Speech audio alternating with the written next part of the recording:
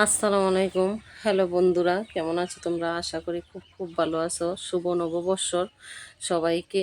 তোমরা কেমন আছো? আমি আলহামদুলিল্লাহ ভালো আছি। তো সকাল সকাল রুদ্রে কাপড় দিতেছি তারে, তারপরে আবার এদিক দিয়া ডাটা গাছে শুকাই একদম রুদ্রে মধ্যে শুকাইয়া শেষ, পানি টানি দিলাম। এদিক দিয়ে আসলাম, একটা কাঁঠাল আনছি কালকে আমার ছেলেরে নিয়ে।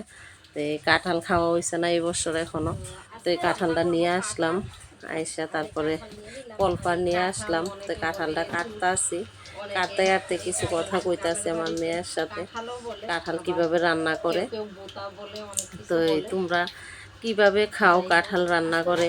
আমি তো কাঁঠাল রান্না করলে অনেক জাতের মশলা দিয়ে রান্না করি। যাই হোক, এতে কাঁঠালটা কাটা হোক, কাঁঠাল কাটতে কিন্তু অনেক কষ্ট। আর এই কাঁঠালটা কে কীভাবে কাটে অনেকে ভুল করে কাঁঠালটা কাটতে গিয়া।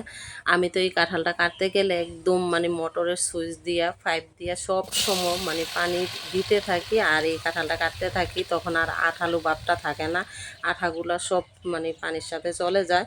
তো এদিক দিয়ে আবার বসাই দিলাম কড়াই, তাড়াতাড়ি যেহেতু সকালবেলা রান্না করতে করতে অনেক দেরি হয়ে যায়। তারপরে আমি কাঁঠালগুলা সিদ্ধ করে নিলাম, লবণ হলুদ দিয়ে সিদ্ধ টিদ্ধ করে আবার কড়াই বসাই দিলাম। কড়াই বসিয়ে ফোড়ন দিয়ে দিলাম। তো ফোড়ন দিয়ে আবার এই কাঁঠালগুলি দিয়ে দিলাম।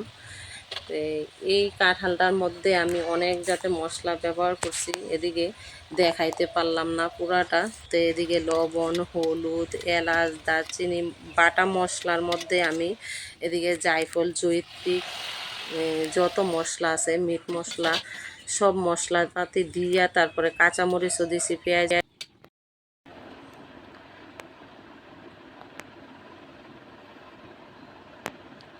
এখন বাজে দুপুর 11টা।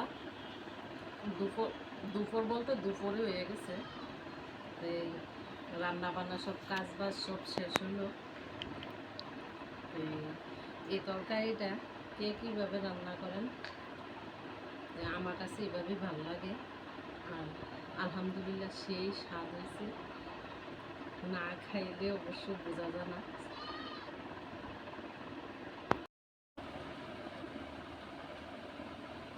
জাস্ট ওয়াও, প্রশংসা করা করে শেষ করা যাবে না। আপনারা ভালো থাকবেন, সুস্থ থাকবেন। আল্লাহ হাফেজ।